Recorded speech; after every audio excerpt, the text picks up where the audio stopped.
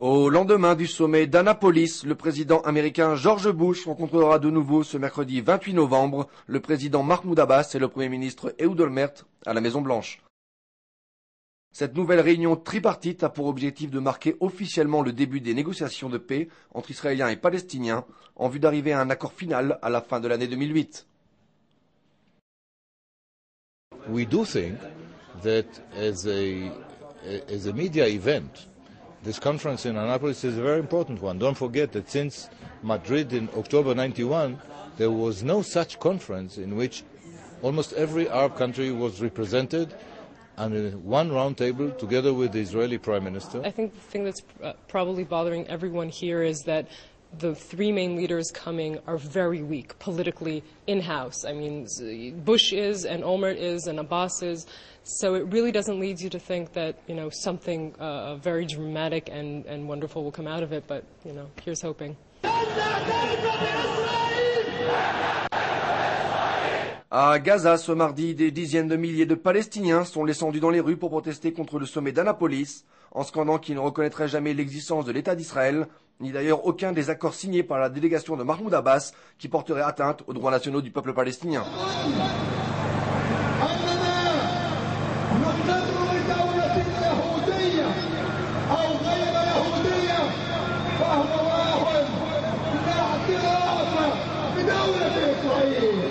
والنظام العربي مخول كذلك للموافقة على تنازلات مصيرية خاصة في قضية القدس وقضية اللاجئين وإن أي تنازلات يقدمها الوفد الفلسطيني المشارك في المؤتمر تمس الحقوق والثوابت لا تلزم شعبنا الفلسطيني بشيء.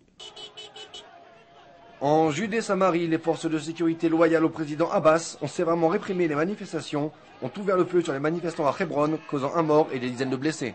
للاحتجاج على مؤتمر أنوبلس ويطالب الوفد المفاوض بالتمسك بالثوابت الوطنية وأن أمريكا لن يخرج من وراء هذا المؤتمر شيء فتصدت لنا قوات الشرطة والأمن بطريقة غير معهودة وغير مسبوقة. Les deux parties semblent maintenant prêts à adopter des mesures concrètes. Le document commun rédigé et signé ce mardi à Annapolis inclut un engagement à combattre le terrorisme et l'incitement à la haine provenant des deux côtés.